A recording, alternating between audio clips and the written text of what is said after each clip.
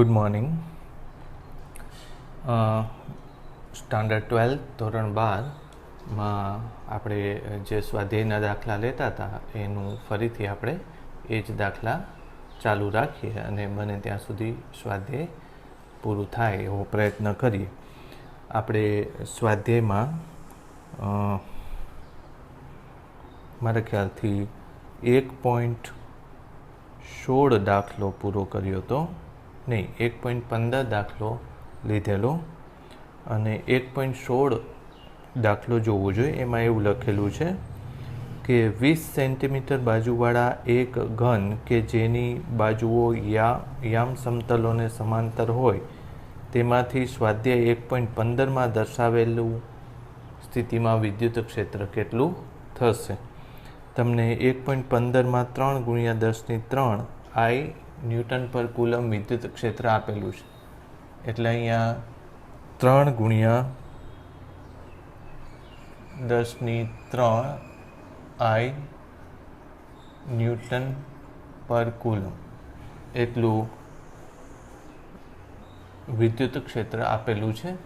હવે અહીંયા એક બોક્સ રાખવાનું છે. આ વિદ્યુત ક્ષેત્ર કેવું છે? અચળ છે અને એની દિશા કઈ છે? એક્સ અક્ષની દિશામાં છે. તો અહીંયા એક આપણે બોક્સ ધારી લેવાનું છે કે જે યામ સમતલોને એની બાજુઓ સમાંતર હોય. જેમ કે એક બાજુ એક્સ અક્ષની દિશામાં છે, બીજી બાજુ વાય અક્ષની દિશામાં છે, ત્રીજી બાજુ ઝેડ અક્ષની દિશામાં છે. તો આ સ્થિતિમાં આપણે કુલ ફ્લક્સ લેવું છે. પણ તમે આ બંધ સપાટી છે એટલે કહી શકો કે આપણે લખવું પડશે બંધ સપાટી છે એટલે આમાં એક બીજું તમે ફ્લક્સ ગણવું હોય તો ગણી શકાય. આમાં કેવી રીતે આવશે? એકનું ફ્લક્સ પ્લસ આવશે, બીજાનું ફ્લક્સ માઇનસ આવશે, ટોટલ 0 થશે. પણ એની કરતાંય બહુ સારી રીતે હું તમને સમજાવી દઉં કે ગોસના નિયમ ઉપરથી. એટલે પહેલો પોઈન્ટ શું લખશો? ગોસના નિયમ પ્રમાણે બંધ સપાટીનું ફ્લક્સ કેટલું થશે? phi બરાબર Q/ε0, જ્યાં Q એ બંધ સપાટી દ્વારા ઘેરાતો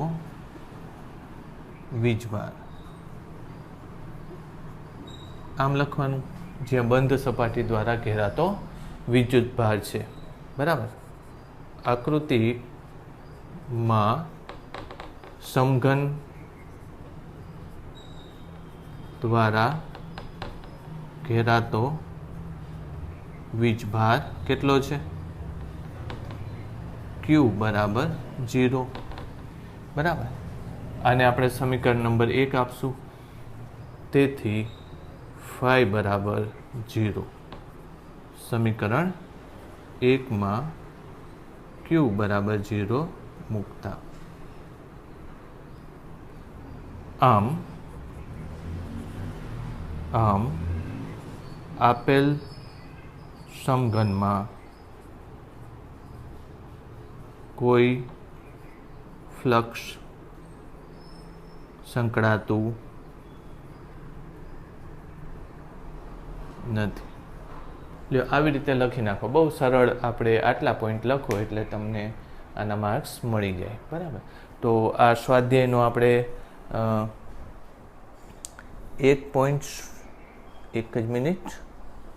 સ્વાધ્યાયનો 1.16 દાખલો છે.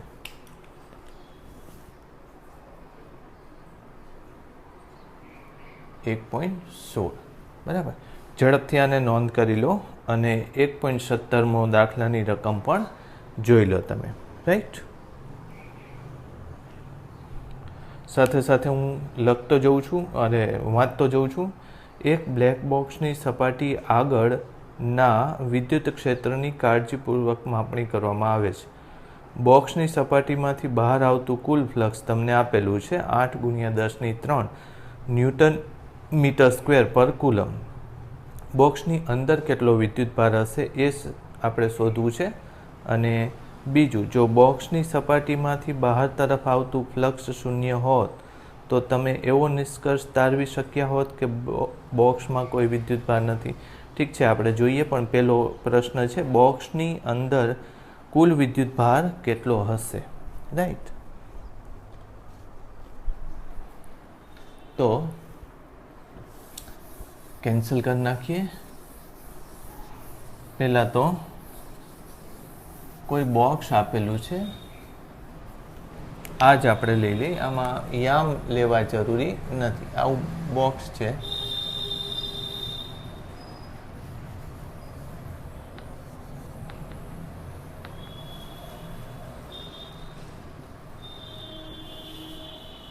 ચાલો, બોક્સ સાથે સંકળાતું ફ્લક્સ તમને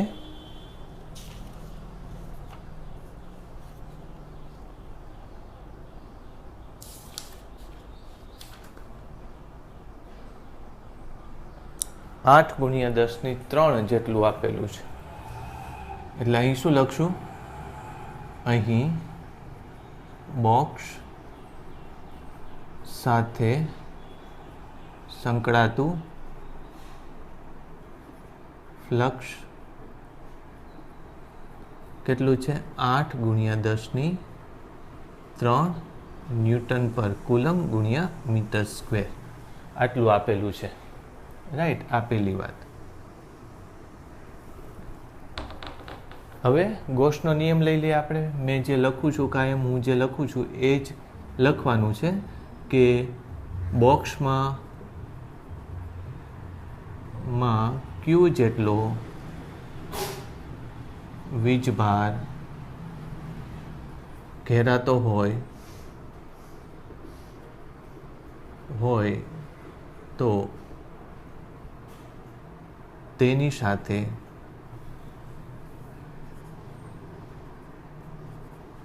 સંકળાતું ફ્લક્સ કેટલું થશે? ફ્લક્સ ફાઈ બરાબર Q/ε0 બરાબર. શેના ઉપરથી આપણે લખશું? ગોસના નિયમ પરથી. સૂત્ર લખશો 1, રાઈટ? હવે આમાં આપણે ક્યુ ઘેરાતો વીજભાર છે એવું છે, એટલે અહીંયા તમે શું લખી નાખશો? તેથી ક્યુ બરાબર ε0 × ફાઈ. બરાબર.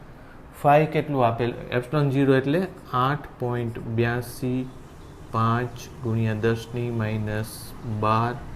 અને ફ્લક્સ તમને આપેલું છે, જો તમારી ટેક્સ્ટ બુકમાં ફ્લક્સની કિંમત છે 8 ગુણ્યા 10⁻³ 8 ગુણ્યા 10⁻³ રાઈટ? તો આ બેનો આપણે ગુણાકાર કરવો પડશે. જોઈ લઈએ આપણે.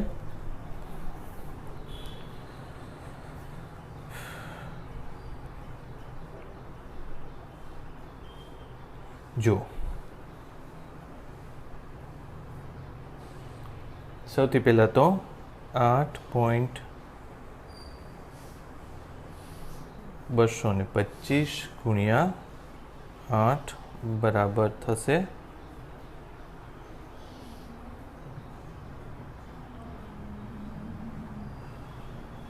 70.6 જેવું આવે છે. 70.6 ગુણ્યા 10⁻9 કુલમ. ચેક કરો જોઈએ કેટલો જવાબ આવે છે. 70.9 ગુણ્યા 10 એટલે આમાં બુકની અંદર આવો જવાબ નથી આપ્યો. બુકમાં તમને આપ્યો છે 0.07 માઇક્રોકુલમ. એટલે આને જો હું 0.070 આમ લખું તો 10⁻6 થઈ જાય, એટલે 0.07 માઇક્રોકુલમ. આવી રીતે જવાબ આપેલો છે, રાઈટ? તો આ પહેલો પ્રશ્ન. આગળનો પ્રશ્ન જોઈ લઈએ આપણે. સાથે સાથે બીજું શું કીધું છે કે જો આ ફ્લક્સ 0 થતું હોત, બરાબર? આ પ્રશ્ન કયો છે? એ છે.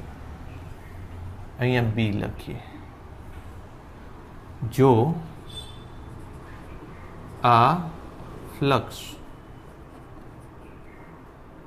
फाई बराबर 0 न्यूटन पर कूलम मीटर स्क्वेर होय तो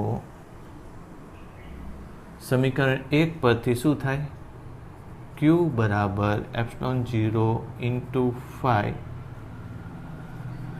समीकरण 1 परथी शुं थाय 0 बराबर epsilon 0 into phi therefore flux phi थाय बराबर सॉरी मारे 0 आम नथी लखवानुं फ्लक्स में ज लखवानुं समीकरण 1 उपरथी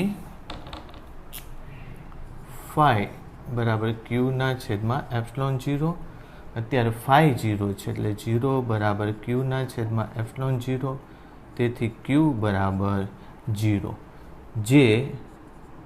जे बॉक्सनुं नेट वीजभार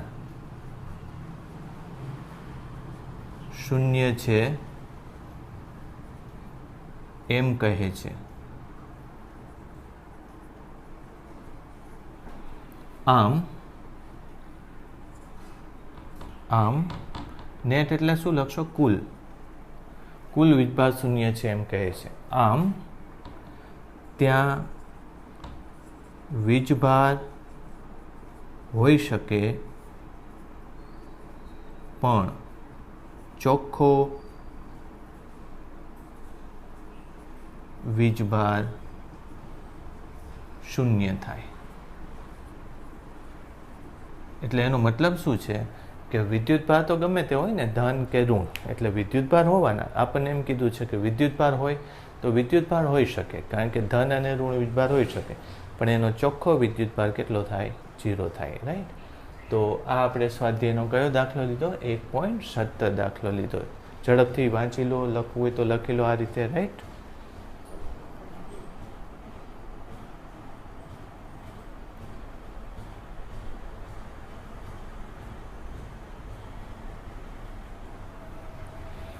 चलो एक बीजो प्रश्न पण छे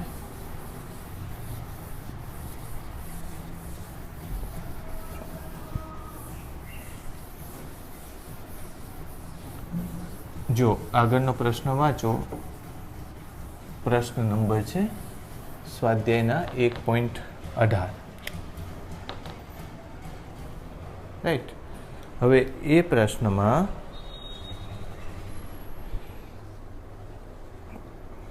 जोवो जोईए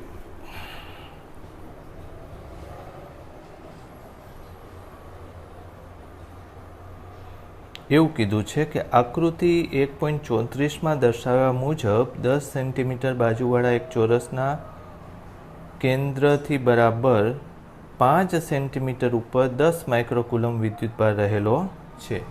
एटले आकृति तमने आपेली छे आवी रीते एक चोरस छे एना केंद्रथी बराबर 5 सेंटीमीटर ऊपर अने आ बाजू छे 10 सेंटीमीटर छे राइट। कंईक विद्युतभार रहेलो छे क्यू बराबर केटलो छे 10 माइक्रोकूलम प्लस 10 माइक्रोकूलम जेटलो विद्युतभार छे। तो आनी साथे संकळातुं फ्लक्स आपणे लेवुं छे राइट। तो हवे आवा क्वेश्चन बहु सरळ होय छे आने आपणे फ्लक्स गणવું હોય તો આમ આખું ત્રાસી રેખાઓ લેવી એ કરતાં એક બહુ સરળ રીત છે કે તમે આવું ધારી લો કે એક આપણી પાસે સમઘન છે અને એ હિન્ટ પણ તમને આપેલી છે બુકની અંદર। આવો એક સમઘન છે સમઘનની બાજુ કેટલી છે 10 સેન્ટીમીટર છે। હવે જો તમે કોઈ પણ એક નીચેના તળિયાના ચોરસથી તમે 5 સેન્ટીમીટર ઉપર જાઓ તો આ સમઘનનું શું આવી જાય કેન્દ્ર આવી જાય રાઈટ। તો પહેલાં શું કરી શકાય કે આકૃતિમાં આ આકૃતિ દોરવાની પછી શું લખવાનું આકૃતિમાં દર્શાવ્યા પ્રમાણે 10 સેન્ટીમીટર બાજુઓવાળા સમઘન વિચારો।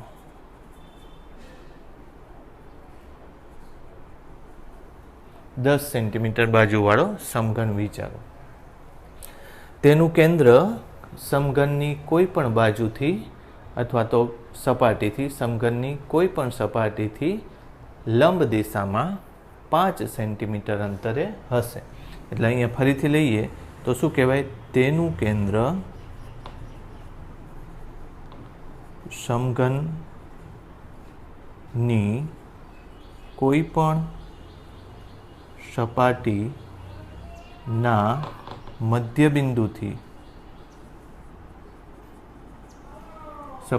મધ્યબિંદુથી લંબ દિશામાં અંદર તરફ 5 સેન્ટીમીટર ઊંચાઈ પર હશે. આ પહેલી વાત. હવે બીજું શું આપણે લખશું કે આ સમઘન સાથે સંકળાયેલું ફ્લક્સ લેવું હોય તો શું લખશો? સમઘન સાથે સંકળાયેલ ફ્લક્સ. એક કામ કરીએ, સમઘન જો ક્યુ વિદ્યુતભાર ઘેરતો હોય તો એમ લખીએ. એટલે જો આ કેન્દ્ર ઉપર એમ લખીએ પહેલાં શું? જો આ કેન્દ્ર પર ક્યુ વીજભાર હોય તો સમઘન સાથે સંકળાતું ફ્લક્સ. સમઘન સાથે સંકળાતું ફ્લક્સ કેટલું થાય? ફાઈ બરાબર ક્યુના છેદમાં એપ્સિલોન 0 શેના ઉપરથી? ગૌસના નિયમ પરથી. ગૌસના નિયમ પરથી સૂત્ર 1 આપી દો આને. બરાબર, ઓકે. તો પછી હવે આપણે શું કહેશું કે આ વિદ્યુતભાર દરેક સપાટીથી સમમિત અંતરે છે. અથવા મેં તમને સમમિતિ કેવી રીતે સમજવી એ એકવાર સમજાવ્યું છે. સમમિતિ કેવી રીતે લેવાય કે એવા બિંદુ પાસે જઈને તમે કોઈ પણ દિશામાં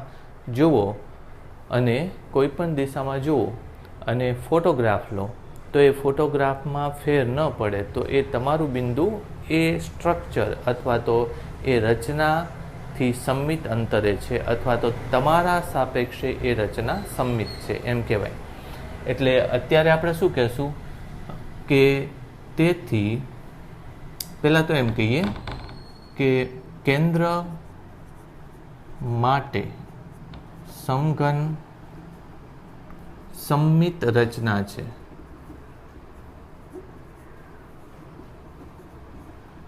આથી તમામ સપાટી કે પૃષ્ઠ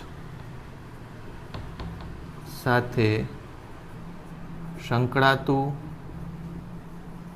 ફ્લક્સ સમાન હશે. બરાબર, આ યાદ રાખજો. સમઘન કેન્દ્ર માટે સમઘન સમમિત રચના છે એની ઉપર ભાર મૂકવાનો. હવે શું કહેશો તમે? સંકળાતું ફ્લક્સ. આમાં કાયમ ભૂલાઈ જાય છે. ફ્લક્સ સમાન હશે. બરાબર, તેથી શું લખશો? કોઈ પણ એક બાજુ સાથે સંકળાતું ફ્લક્સ કેટલું થશે? કોઈ પણ એક બાજુ સાથે સંકળાતું ફ્લક્સ એને φ1 કહીએ તો કુલ ફ્લક્સ ભાગ્યા બાજુઓની સંખ્યા. બાજુઓની સંખ્યા કેટલી છે? 6. બરાબર, કારણ કે 6 બાજુઓ સમાન વહેંચણી થાય છે. સમાન વહેંચણી થાય છે ઇઝ ઇક્વલ ટુ શું લખશો? ક્યુના છેદમાં 6ε0 સમીકરણ 1 પરથી આવું લખાય. ઓલરાઈટ, ક્યુના છેદમાં 6ε0. બરાબર, હવે આપણે શું લખશું? આપેલી સ્થિતિમાં જો સમઘન ન વિચારીએ, બરાબર, તો એ એક બાજુ જ થઈ ગઈ. આ રીતે લઈ લો તો તમારી એક બાજુ જ થઈ ગઈ. આ ઉપરવાળી સ્થિતિ છે એટલે લખાય. તેથી આપેલી સ્થિતિમાં પૃષ્ઠ સાથે અથવા તો સપાટી સાથે, ચોરસ સપાટી આપી છે ને એટલે ચોરસ લખો, ચોરસ સપાટી સાથે સંકળાતું ફ્લક્સ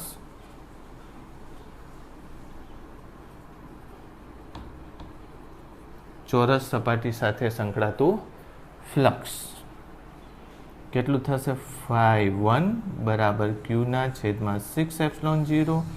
Q તમને આપેલો છે 10 માઇક્રોકુલમ 10⁻6 6 × 8.82 × 10⁻12 બરાબર. ચાલો તો 10ની આ કેટલી ટોટલ 10ની ઘાત મૂકી દો એટલે 10⁻5 -5 આમાંથી જશે એટલે 10⁻7 ઉપર 10+7 આવશે અને બાકીની ગણતરી આપણે કરી નાખીએ. રાઈટ, મેં આ 10⁻5 આમાંથી કાઢી નાખી એટલે 10+7 આવશે અને કેલ્ક્યુલેટરથી આપણે જો જોઈએ તો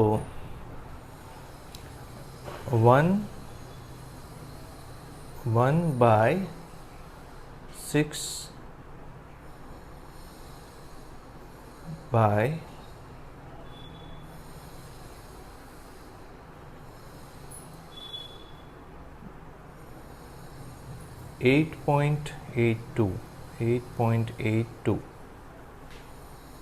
ઇઝ ઇક્વલ ટુ આવે છે 0.0188 એટલે 0.0188 અથવા તો 9 લખવું હોય તો કઈ રીતે તમને બુકમાં જવાબ આપ્યો છે ચેક કરી લો. 0.188 આને લખ્યું છે બરાબર, આ રીતે છે અને એનો જવાબ તમને આપ્યો છે ટેક્સ્ટ બુકની અંદર.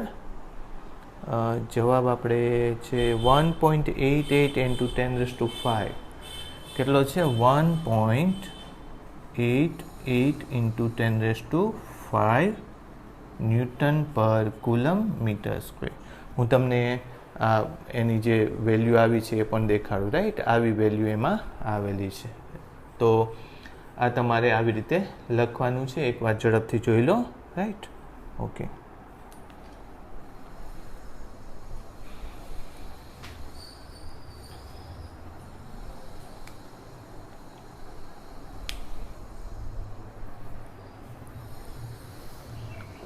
હવે સ્વાધ્યાયનો 1.19 દાખલો લઈએ, પણ એ પહેલાં હું થોડુંક તમને બીજું સમજાવી દઉં.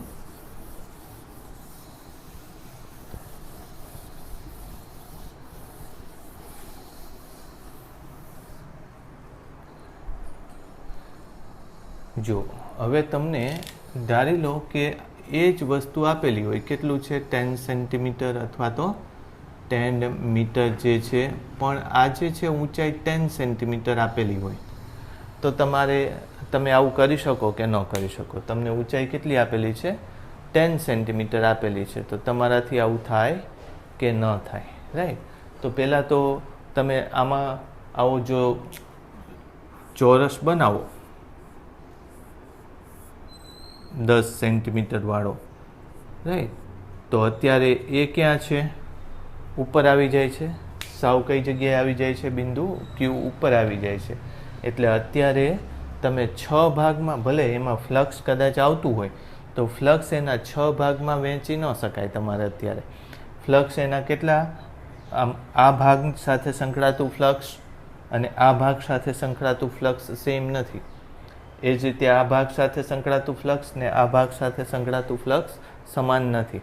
એટલે એ મેથડ આમાં ચાલશે નહીં. શેમાં નહીં ચાલે? જ્યારે તમને આ જેટલી લંબાઈ આપેલી છે એક્ઝેક્ટ એનાથી અડધી લંબાઈ હોય તો કેન્દ્ર આવે. સમમિતિ હોવી જરૂરી છે. મેં તમને પોઈન્ટ લખ્યો તો એમાં સમમિતિ હોવી જરૂરી છે. હા, આપણે ગોસનો નિયમ લખ્યો એમાં વીજભાર ગમે ત્યાં હોય એટલે ગોસનો નિયમ આમાં લગાડી શકશો, પણ મુશ્કેલી ક્યાં છે કે 6 ભાગમાં આમાં વહેંચી શકાય નહીં. કારણ તમે વિચારો કે અહીંયા મેં બલ્બ રાખ્યો હોય, બલ્બ અને ફ્લક્સનો કોન્સેપ્ટ ઘણીવાર બહુ સિમિલર થઈ જાય છે. એટલે ઘણીવાર તમારે બલ્બથી કેટલો પ્રકાશ આવે છે એ સમજવું હોય તો જો વચ્ચોવચ્ચ જ્યારે આવતો હોય, એટલે કે અહીંયા 5 સેન્ટીમીટર ઊંચાઈએ વીજભાર મૂક્યો હોય તો બરાબર તમે ઓરડામાં અથવા તો રૂમની અંદર એક સેન્ટરમાં બલ્બ રાખો છો. તો સેન્ટરમાં બલ્બ હશે એટલે બધી દિવાલો ઉપર પ્રકાશ કેવો પડશે? સમાન પડશે. જ્યારે અહીંયા બલ્બ રાખેલો હશે ત્યારે આ દિવાલની ઉપરના ભાગમાં પડતો પ્રકાશ સેમ હશે, સમાન હશે અને વધારે હશે. જ્યારે નીચે પડતો પ્રકાશ જુદો હશે. એટલે ત્યારે જો તમારે કેલ્ક્યુલેશન કરવી હોય તો આને તમારે એવી કોઈ ટ્રીકમાં કન્વર્ટ કરી નાખવું પડે, જેથી કરીને, અને આ પાછો પોઈન્ટ કેટલો? અહીંથી 5 સેન્ટીમીટર અંતરે છે, રાઈટ? તો જેથી કરીને તમે કેલ્ક્યુલેશન ઇઝીલી કરી શકો. તમે આની અંદર પહેલાંનો યુઝ કરીને, ઇન્ટિગ્રેશનનો યુઝ કરીને આવા દાખલા સોલ્વ કરી શકાય. એટલે હું છેલ્લે તમને સમજાવીશ. આનું ફ્લક્સ પહેલાં ગણી લેવાય. શેનાથી યુઝ કરીને, શેનો યુઝ કરીને ગણી શકાય? તો કે તમારે ઘનકોણનો યુઝ કરીને આ કેલ્ક્યુલેશન કરી શકાય. એ હું સમજાવીશ. ઘનકોણને પ્લેન એંગલમાં, એટલે કે જ્યારે સમતલ કોણમાં ફેરવવો હોય ત્યારે એનું કેલ્ક્યુલેશન કેમ થાય આ શોધી કઢાય. આની સાથે સંકળાતું ફ્લક્સ 0 ગણી લેવાય. અને એટલે આ મળી જાય પછી આ 4 ભાગો, ધારી લો કે ફ્લક્સ 10 આવે છે અને આનું ટોટલ ફ્લક્સ તમારે ગણી લેવાનું. શેનાથી? ટોટલ ફ્લક્સ Q/ε થી ગણી લેવાનું, બરાબર? પછી આનું ફ્લક્સ ધારો કે 5 આવ્યું, એટલે ટોટલ ફ્લક્સ ધારો કે 10 છે, આનું ફ્લક્સ 5 આવ્યું તો 5 બાદ કરી નાખો. અથવા તો સમજો ને કે આનું ફ્લક્સ 2 આવ્યું એટલે 2 બાદ કરી નાખો. બાકી કેટલું ફ્લક્સ રહ્યું? 8 રહ્યું.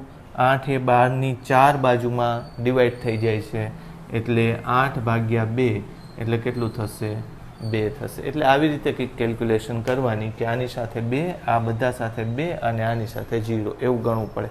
એ હું છેલ્લે તમને વધારાના દાખલામાં શીખવાડીશ. આવી જે નોન સિમેટ્રિક, આમાં મૂળ વસ્તુ શું આવી? તો કે સમઘન માટે આ બિંદુ અથવા આ બિંદુ માટે સમઘનની દરેક બાજુઓ સમમિત નથી, એટલે તમે ન લગાડી શકો. ઓકે, બીજા અમુક આવી કેલ્ક્યુલેશન આવે છે કે અનંત પરિમાણવાળું પૃષ્ઠ છે. કેવું છે? અનંત પરિમાણવાળું પૃષ્ઠ છે. એનાથી તમે 10 સેન્ટીમીટર ઉપર એક વીજભાર રાખેલો છે, 5 માઇક્રોકુલમનો રાખેલો છે 10 સેન્ટીમીટર ઉપર. તો આની સાથે કેટલું ફ્લક્સ સંકળાશે? તો હવે આમાં રાખી શકાય. આમાં તમે બીજું એક એવું ને એવું પૃષ્ઠ એટલા ને એટલા ઊંચાઈએ તમે વિચારી લો કે કેટલા પરિમાણવાળું? અનંત પરિમાણવાળું વિચારી લો.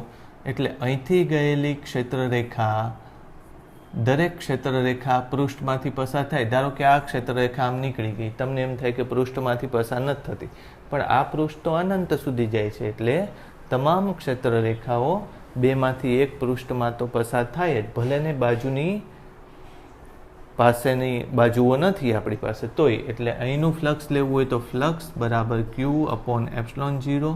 આ એક સૂત્ર. Q આ મૂકી દેવાનું અને હવે 2 ભાગમાં વહેંચી નાખવાનું. કેટલા ભાગમાં? 2 ભાગમાં. શું કામ 2 ભાગમાં? કારણ કે એ ફ્લક્સ કાં તો ઉપર અને કાં તો નીચેની સપાટીમાંથી પસાર થાય છે. ક્ષેત્રરેખા જે આમ બરાબર સપાટીને સમાંતર જશે એ જ ક્ષેત્રરેખા એમાંથી પસાર નહીં થાય. પણ આપણે એવું વિચારવાનું કે અનંત અંતરે તો એ પસાર થાય છે.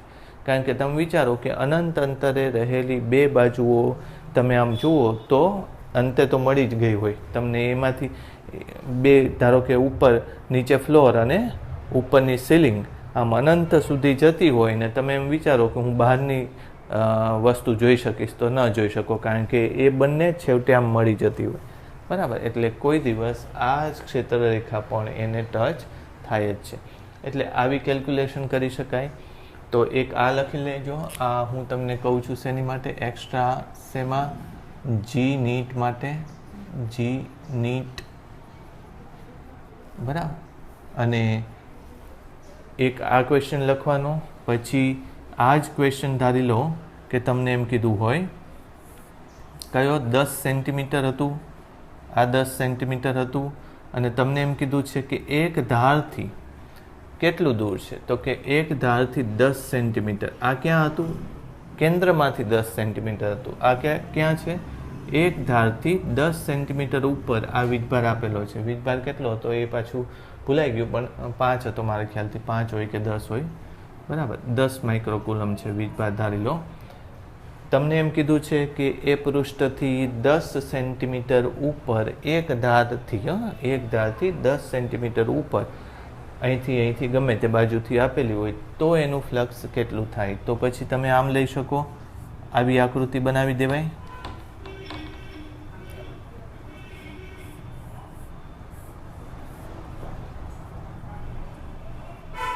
અહીંયા છે વિદ્યુતભાર, એવું થશે ને 10-10 સેન્ટીમીટરનો. તો પછી આની સમમિતિ બનાવવી સહેલી છે. તમે આટલું જ ન લો, ખાલી શું લઈ લો, હજી આવા બીજા ડબ્બાઓ લઈ લો, બરાબર. એટલે હું આમ દોરી નાખું, છેવટની આકૃતિ આવી કરી નાખું.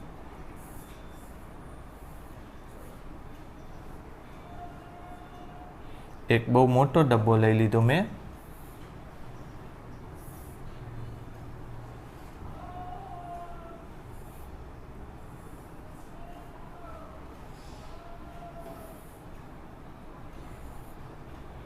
ચાલો બોલો, હવે આપણો બોક્સ ક્યાં છે? આપણું બોક્સ ક્યાં છે? આપણું આ બોક્સ છે,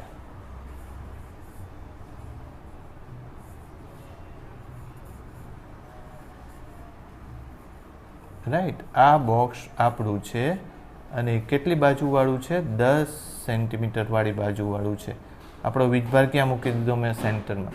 એટલે વીજભાર હંમેશા ક્યાં આવવો જોઈએ? સેન્ટરમાં આવવો જોઈએ. આ યાદ રાખજો. તો હવે તમે વિચારો કે આપણે જો એક બોક્સ સાથેનું ફ્લક્સ લેવું હોય તો કેવી રીતે મળશે? તો એક બોક્સનું અત્યારે મેં શું કીધું છે એ સમજો, પછી હું બોક્સવાળું લઉં છું. અત્યારે આ આખા મોટા બોક્સ સાથે સંકળાતું ફ્લક્સ કેટલું થશે? આ હું ભૂસી નાખું. થોડોક આપણે સૌથી અઘરો દાખલો લઈ લીધો, એની કરતાં થોડોક સહેલો લીધો તો ઇઝી પડે, પણ કંઈ વાંધો નહીં. તો કુલ ફ્લક્સ કેટલું થશે આમાં? કુલ ફ્લક્સ કેટલું? ફાઈ બરાબર Q/ε0. આ તમારે ગણી નાખવાનું. વીજભાર આપેલો છે એના આધારે આટલું થશે. ઓકે, કુલ ફ્લક્સ. પછી હવે આવા બોક્સ કેટલા બન્યા પહેલાં એ જુઓ. તો બોક્સ કેટલા બન્યા? નીચે 4 છે. આ 1 2 3 4 ને ઉપર એટલા 4. બોક્સ ટોટલ 8 બન્યા. એટલે હવે લખશું કે એક બોક્સ સાથે 10 સેન્ટીમીટર બાજુવાળો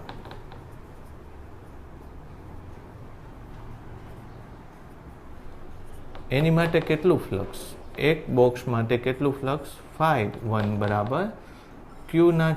કેટલા બોક્સ બન્યા છે? નીચે 4 ઉપર 4 એટલે 8ε0. આ એક બોક્સનું ફ્લક્સ આવ્યું. પણ મેં તમને આવું નથી કીધું, એક બોક્સનું ફ્લક્સ નથી કીધું. મેં તમને શું કીધું છે? આની સાથેનું ફ્લક્સ કીધું છે 10 સેન્ટીમીટર. એટલે એક બોક્સની એક બાજુ સાથેનું સંકળાયેલું ફ્લક્સ. પણ હવે આમાં થોડીક બીજી ગડબડ છે. તમે આ નોંધ કરી નાખજો, અનંત બાજુવાળું નોંધ કરી નાખજો. હવે જુઓ,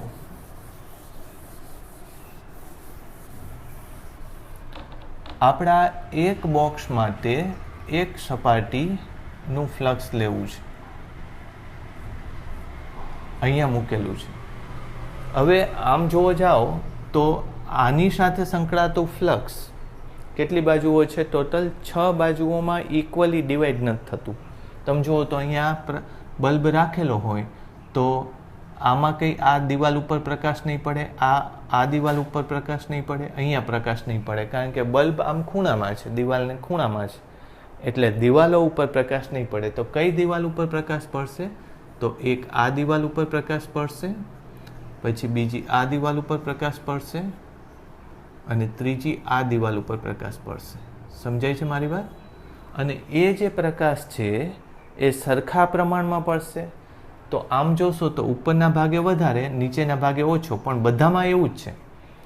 ઉપરનો ભાગ બલ્બથી 10 સેન્ટીમીટર અંતરે જ છે. આની માટે કરીએ તો 10 સેન્ટીમીટર અંતર, આની માટે કરીએ તો આ 10 સેન્ટીમીટર, નીચેની માટે આ 10.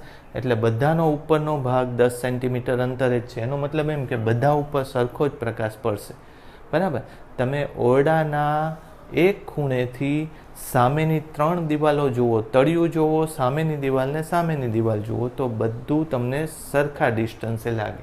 એનો મતલબ એમ કે આ ઉપરની સાથે સંકળાતું ફ્લક્સ આની સાથે સંકળાતું ફ્લક્સ કંઈ આવતું નથી, એ 0 છે. પછી આ પાછળની બાજુ સાથે સંકળાતું ફ્લક્સ પણ 0 છે. આનું સંકળાતું ફ્લક્સ પણ 0 છે, કારણ કે એમાંથી કોઈ ક્ષેત્રરેખા પસાર થતી નથી.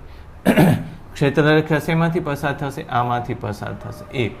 ક્ષેત્રરેખા શેમાંથી પસાર થશે? આમાંથી પસાર થશે 2. અને એક આમાંથી 3. બરાબર. એટલે 3 સપાટીમાંથી ક્ષેત્રરેખા પસાર થાય. એટલે આ જે ફ્લક્સ આવ્યું, કુલ ફ્લક્સ કેટલું આવ્યું આનું? બોક્સનું આટલું. હવે આપણે શું લખાય કે બોક્સની ફક્ત 3 સપાટી સાથે જ ફ્લક્સ સંકળાય છે, તે પણ સમાન મૂલ્ય અથવા તો સમાન માત્રામાં. સમાન માત્રા મેં શું કામ કીધી કે તમે એ બિંદુ ઉપર જઈને તમે ફોટો પાડો તો સામેની 3 સપાટી તમને જે લાગે, બીજા બિંદુ ઉપર જઈને ફોટો પાડો તો એટલી જ 3 સપાટી એટલા જ અંતરે લાગે ત્રીજા બિંદુ સાથે. એટલે દરેકે દરેક શિરોબિંદુએથી સમમિત આકૃતિ છે. બરાબર. એટલે અહીંયા સાથે ફ્લક્સ સંકળાય છે, તે પણ સમાન માત્રામાં સમમિતિ પરથી.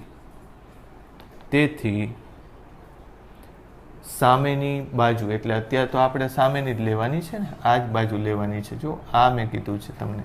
એટલે તેથી તેમાંની એક બાજુનું ફ્લક્સ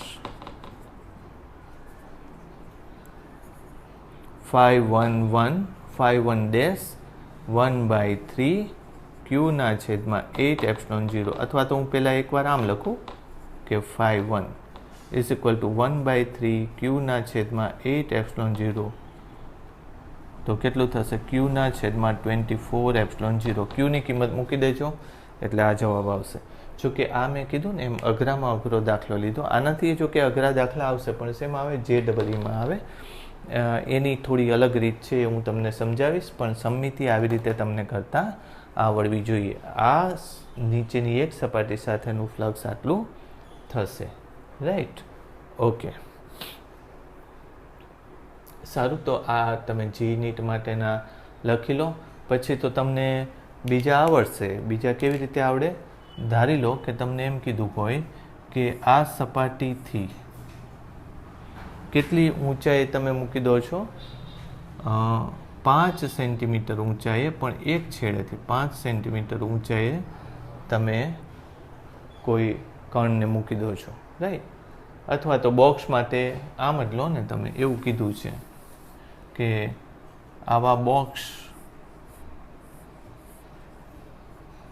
થોડુંક સહેલું પડે એ માટે એક બોક્સ છે અને બોક્સમાં વિદ્યુતભાર ક્યાં મૂકી દીધો છે? એની બાજુ ઉપર મૂકી દીધો છે. વિદ્યુતભારની કિંમત આપેલી છે.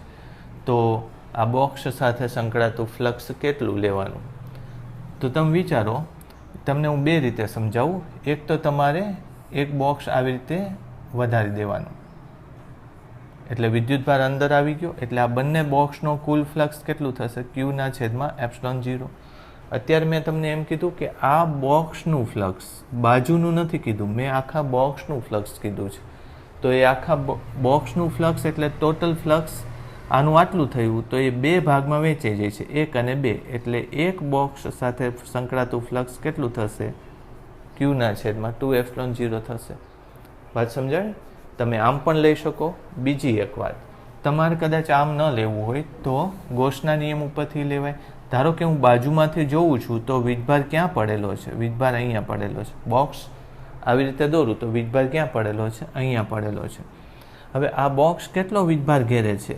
Φ = Q/ε0. અને Q' લઈએ અને આ Q લઈએ. Q ક્યુ ડેશ એટલે બોક્સ દ્વારા ઘેરાતો વિદ્યુતભાર. તો બોક્સ કેટલો વીજભાર ઘેરે છે? વીજભાર આમ તો બિંદુવત હોવાનો, પણ છતાંય વિચારો તો આનો થોડોક ભાગ અહીંયા આવ્યો અને થોડોક ભાગ અહીંયા આવ્યો, એટલે વિદ્યુતભારની સપાટી બે સરખા ટુકડા કરે છે. વિદ્યુતભારની સપાટી બે સરખા ટુકડા કરે છે, એટલે ક્યુ ડેશની જગ્યાએ Q/2 મૂકી દો તો શું જવાબ આવ્યો? Q/2ε0 જેવો જવાબ આવ્યો. એટલે આમ પણ સમજી શકાય. એ જ રીતે તમે મેં કીધું સમઘનના આ બિંદુએ વીજભાર મૂકેલો હોય, તમને એવું કીધું છે, એ આપણે લીધું ને આ ગયા ઓલામાં, બરાબર. તો અહીંયા વીજભાર મૂકેલો હોય તો મેં તમને કીધું તો સમઘનનું કુલ એક સમઘન સાથે અહીંયા વીજભાર આવે તો કેટલું ફ્લક્સ આવવાનું છે? આટલું. અરે સોરી, એક સાથે આટલું આવશે, કુલ આટલું આવશે, તો 8મો ભાગ. તો તમે વિચારો કે અહીંયા તમે જોશો તો આ વીજભારના કેટલા કટકા કરશો તમે? 8. શું કામ 8? આની અંદર કેટલો કટકો આવ્યો? તો કે 8મો ભાગ આવ્યો. શું કામ? તો કે આ ધારો કે ગોળો છે, તો ગોળાના આપણે કેટલા ટુકડા કરવાના છે? આ રીતે લેવાના છે ટુકડા, બરાબર. એટલે કેટલા ટુકડા થશે? એક્સ વાય ઝેડ અક્ષ વિચારો તો દરેક બે અક્ષ 4 ટુકડા કરે, તો નીચેની બીજી અક્ષ ઝેડ અક્ષ સાથે ટોટલ 8 ટુકડા થાય. સમજાય છે? એટલે જો હું ખાલી આટલો ભાગ લઉં, આ અને આ, તો એ આવું કંઈક આ ટુકડાની વાત કરે છે. સમજાયું? આ ભાગની વાત કરે છે ગોળાની. એટલે ઠીક છે, હવે તમે આ મેં તમને 2-3 રીતે સમજાવ્યું, પણ આવી મેથડ્સ આવતી હોય છે. બીજી હું આપણે જી નીટનું અલગ કરીએ ને, જી નીટના વિડીયો હું અલગ મૂકું છું એમાં, બરાબર. તો એમાં આપણે આ થોડીક ડિસ્કશન હું ઉમેરીશ, અને એ વિડીયોમાં ડિટેલમાં તમને એમ થશે કે આ તો ઘણું સહેલું છે, એના કરતાંય ઘણા એવા ડિફિકલ્ટ દાખલા હોય છે, એ કરી શકાય. તો આ બધા જ દાખલા સ્વાધ્યાયના દાખલા નથી, પણ એક્સ્ટ્રા મેં આપ્યા જી નીટ માટે. ખ્યાલ આવ્યો? ઝડપથી આ તમે લખી નાખો, રાઈટ?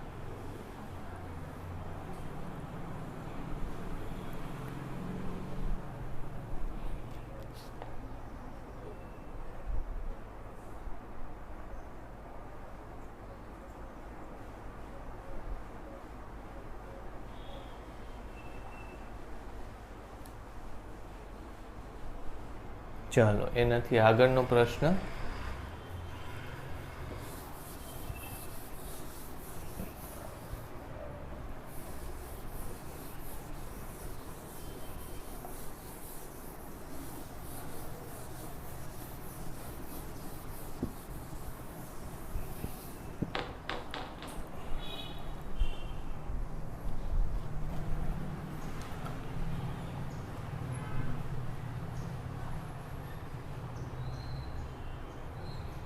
ક્વેશ્ચન જુઓ જોઈએ તમે.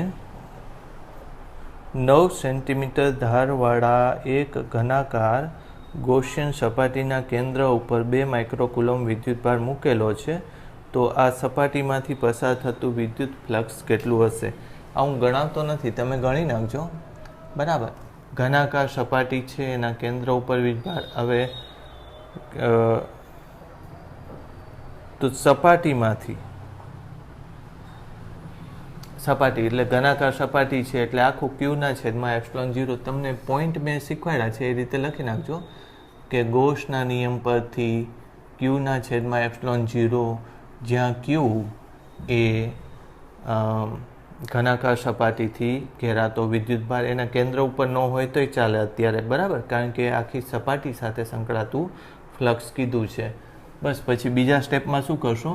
આમાં કિંમત મૂકી દેજો, બરાબર. ક્યુની કિંમત ε0, પછી અહીં લખવાનું, કિંમતો મૂકતા, બરાબર. આ રીતે તમે લખીને ગણતરી કરી નાખજો. એટલે સ્વાધ્યાયનો 1.19 દાખલો તમારે હોમવર્કમાં આખો સરસ કરી નાખવાનો છે, આપણે કરેલો છે એ પ્રમાણે. 1.20 જોવું જોઈએ. 1.20 10 સેન્ટીમીટર ત્રિજ્યા ધરાવતી ગોળાકાર ગૌસિયન સપાટીના કેન્દ્ર પર મૂકેલા બિંદુવત વિદ્યુતભારને લીધે સપાટીમાંથી આટલું ફ્લક્સ પસાર થાય છે. તો ગૌસિયન સપાટીની ત્રિજ્યા બમણી કરવામાં આવે તો સપાટીમાંથી પસાર થતું ફ્લક્સ કેટલું? જો હું તમને આપણે લઈએ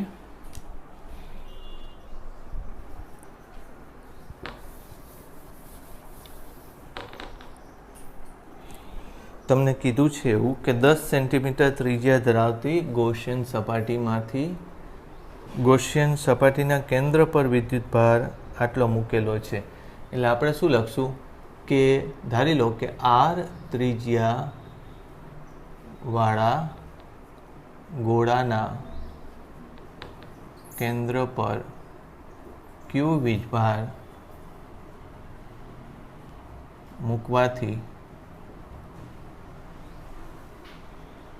મૂકતા તેની સાથે સંકળાતું ફ્લક્સ કેટલું થશે? phi બરાબર q બાય એપ્સિલોન 0 ગૌસના નિયમ પરથી. બરાબર. હવે ફરીથી એટલે જો હું અહીંયા દોરું છું, એક આવો ગોળો હતો, એના કેન્દ્ર ઉપર q વીજભાર મૂકેલો છે, તો એનું ફ્લક્સ તમને આપેલું છે. બરાબર. જો ત્રિજ્યા r ડેશ બરાબર 2r કરવામાં આવે, એટલે કે ત્રિજ્યા બમણી કરવામાં આવે, તો તેનું ફ્લક્સ કેટલું થશે? તેનું ફ્લક્સ phi ડેશ બરાબર q બાય એપ્સિલોન 0. એનો મતલબ એમ કે કેટલું? phi. સમીકરણ 1 પરથી થયું શું જોવું જોઈએ. ત્રિજ્યા બમણી કરવાથી ગોળો મોટો બન્યો, પણ ઘેરાતો વીજભાર તો એટલો જ છે.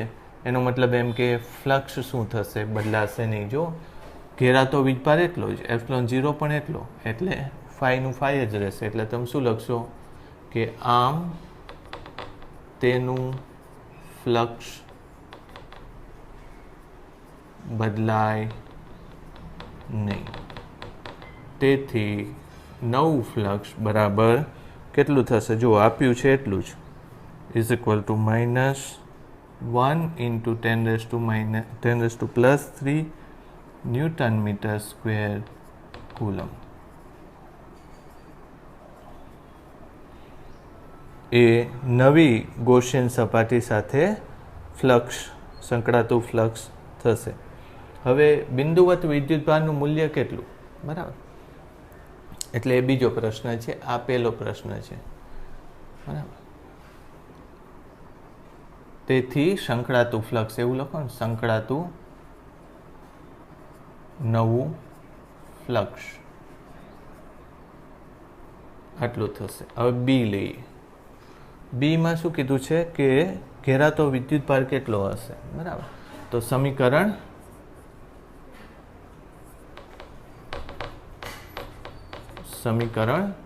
1 પરથી q બરાબર phi ગુણ્યા એપ્સિલોન 0 થાય. આવું ફાઈની કિંમત કેટલી છે? -10⁻³ એપ્સિલોન 0 8.825. જે લખતા હોય, જે રીતે જવાબ આપ્યો હોય એમ જોઈ લેજો. આટલી કિંમત એટલે શું? કિંમતો મૂકતા અહીંયા શું લખશો? સમીકરણ 1 પરથી, રાઈટ. સમીકરણ 1 પરથી is equal two 8.82 minus into 10⁻⁹ coulomb. એટલે ઋણ આટલો વીજભાર એમાં સંકળાશે. વાત સમજાણી? તો આ મેં કેટલામો દાખલો ગણાવ્યો તમને? 1.20. આ રીતે લખવાનું થશે. પેલી આકૃતિ જરૂરી નથી. હા, ચાલો લખી નાખો જોઈએ.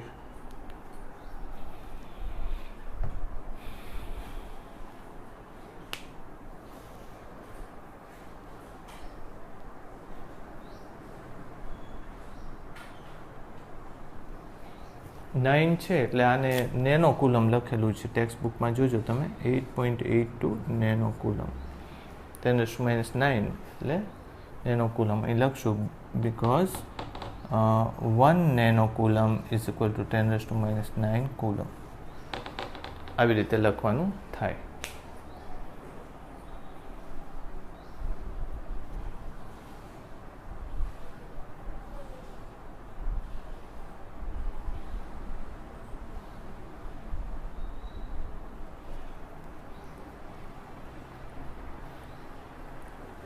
ચાલો એને પૂછી નાખીએ.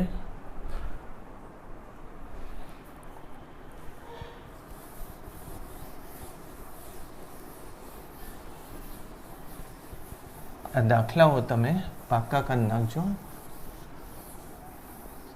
1.21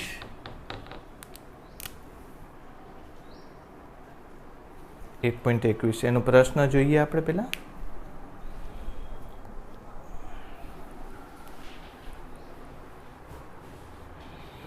જો 10 સેન્ટીમીટર ત્રિજ્યાના એક વાહક ગોળા ઉપર અજ્ઞાત વિદ્યુતભાર મૂકેલો છે. ગોળાના કેન્દ્રથી 20 સેન્ટીમીટર દૂરના બિંદુએ વિદ્યુત ક્ષેત્રનું મૂલ્ય તમને આપેલું છે.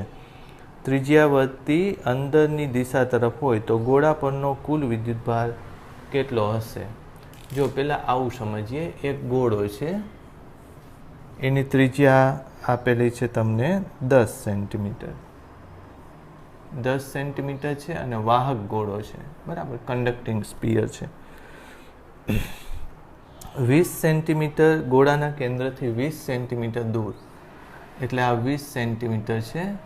ત્યાં વિદ્યુત ક્ષેત્રની દિશા તમને આપેલી છે 1.5 ગુણ્યા 10ની માઇનસ, એટલે વિદ્યુત ક્ષેત્ર અહીંથી અંદર છે 1.5 ગુણ્યા 10ની 3 ન્યૂટન પર કુલમ. ત્રિજ્યા વધી અંદર, તો ગોળા પરનો વિદ્યુતભાર કુલ કેટલો હશે? તો આ આમ તો બહુ સહેલું છે. આપણે શું વિચારી લઈએ પહેલાં તો, કે આવો એક ગોળો વિચારી લો, એક, બરાબર, એક આખો તમને ગોળો મળી જાય અને એ ગોળાનું ફ્લક્સ કેટલું થશે? આ મોટા ગોળાનું ફ્લક્સ કેટલું થશે? એટલે હું એમ લઉં, અહીં લખશું કે 20 સેન્ટીમીટર ત્રિજ્યાનો એક ગોળો કલ્પો, બરાબર, એની સાથે સંકળાતું ફ્લક્સ લઈએ. એટલે પહેલાં તો એ વિચાર કરીએ કે આકૃતિ 2 આવી રીતે દોરી નાખજો. આકૃતિમાં દર્શાવ્યા પ્રમાણે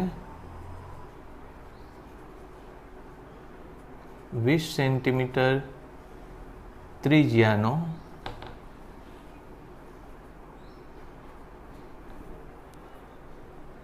પહેલા ગોળા, એટલે કે 10 સેન્ટીમીટર ત્રિજ્યાના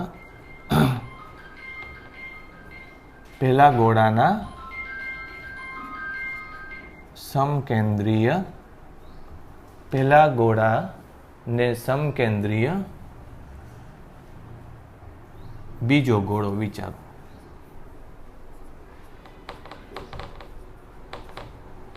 બરાબર, એટલે આ વર્ણન થઈ ગયું. તેની સાથે સંકળાતું ફ્લક્સ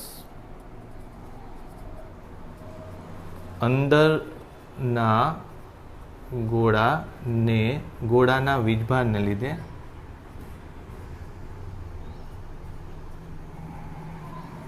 સંકળાતું ફ્લક્સ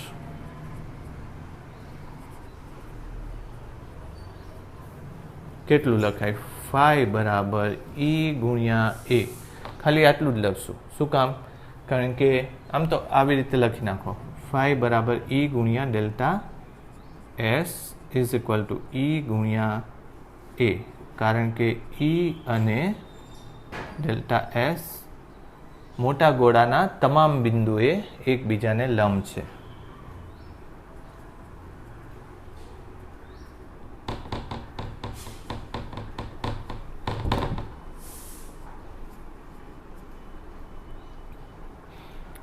સમાંતર છે એવું કેવું પડશે ને. શું કામ? જો હું સમજાવું કે આની ઉપર વીજભાર છે,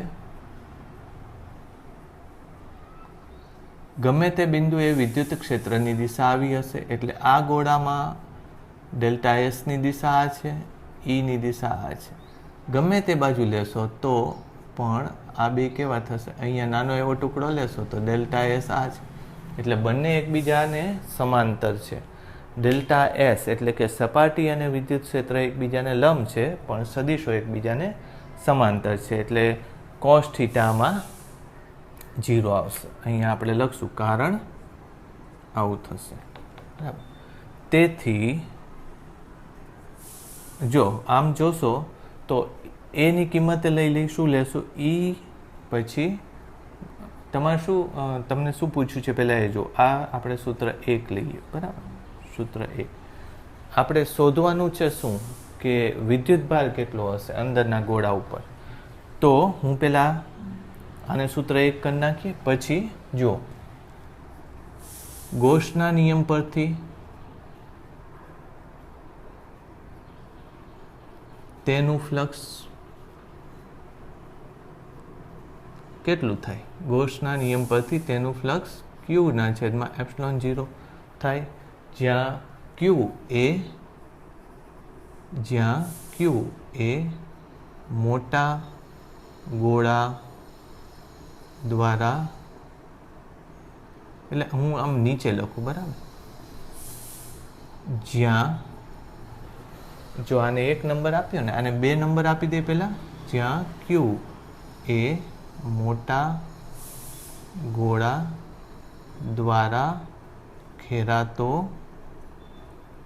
કુલ વીજભાર મોટા ગોળા દ્વારા ઘેરાતો મોટા ગોળા એટલે ગૌસિયન સપાટી દ્વારા ઘેરાતો કુલ વીજભાર પણ એ કેટલો છે જુઓ તમે તો એ નાના ગોળાનો વીજભાર છે ને ક્યાંય બીજે તો વીજભાર છે જ નહીં અહીંયા ક્યાંય છે નહીં એટલે આના દ્વારા ઘેરાતો વીજભાર એ નાના ગોળા ઉપરનો વીજભાર એટલે ક્યુ એ મોટા ગોળા દ્વારા ઘેરાતો વીજભાર બરાબર નાના ગોળા પરનો વીજભાર આમ લખી લેવાય સીધું એટલે આપણને પૂછ્યું છે શું નાના ગોળા ઉપરનો વીજભાર કેટલો છે બરાબર તેથી ક્યુ બરાબર ક્યુ ઇન્ટુ એપ્સિલોન 0 સમીકરણ 2 પરથી ઓકે ક્યુ બરાબર 5 ઇન્ટુ એપ્સિલોન 0 5 ની કિંમત આમાંથી મૂકી દઈએ કેટલું થશે સમીકરણ 1 ઉપરથી E ગુણ્યા A ઇન્ટુ એપ્સિલોન 0 સમીકરણ 1 પરથી બરાબર E એપ્સિલોન 0 આને શું લખશો 4πr² કારણ કે A બરાબર 4πr² બરાબર મોટા ગોળાનું પૃષ્ઠફળ ક્ષેત્રફળ છે મોટા ગોળાનું ક્ષેત્રફળ બસ હવે કિંમતો મૂકી દો ઈ તમને આપેલું છે ઈ ની કિંમત જોવો જોઈએ શું આપેલી છે તમને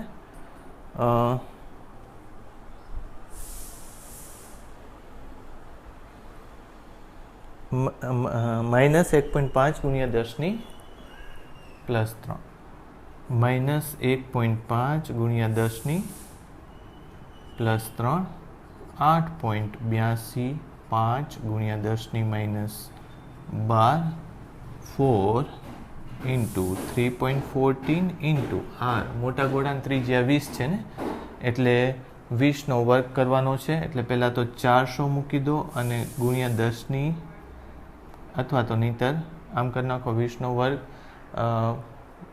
400 થશે એટલે 0.04 કરી નાખું સીધું 0.04 રાઈટ 20 ગુણ્યા 20 બરાબર 400 પણ સેન્ટીમીટર સ્ક્વેર એટલે 4 છે ને એટલે 0.04 કરી નાખ્યું મેં સીધું જ રાઈટ સ્ક્વેર કરી નાખ્યો હવે આ કેલ્ક્યુલેટ કરવાનું છે ચલો કરીએ આપણે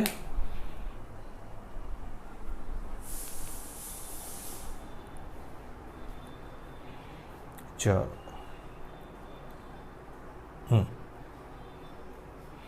જો 1.5 ગુણ્યા 8.82 5 ગુણ્યા 4 ગુણ્યા 3.14 ગુણ્યા 0.04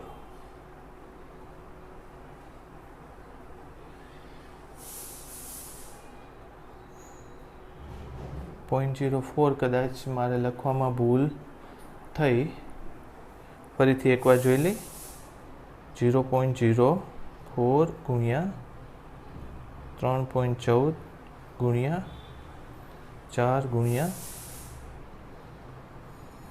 8.82 5 ગુણ્યા 1.5 એ આવે છે 6.65. કેટલું છે જુઓ, 6.65. ઓકે, તો લખીએ -6.65 ઇન્ટુ 10⁻⁹ કુલમ. અને કદાચ જો નેનો કુલમમાં આપ્યો હોય તો એ એવી રીતે લખી નાખો. 6.65ની જગ્યાએ 67 આવે, તમે ચેક કરી લેજો, એમાં કંઈ બીજું તો ચેન્જ નથી. Nano coulomb, right. એકવાર કેલ્ક્યુલેશન કરજો, કદાચ આ બે નહીં લો તો આવી જશે. 8.82 કરશો તો જવાબ આવી જશે. જોઈ લો જો શું છે. લાવો એકવાર કરી દો, બરાબર.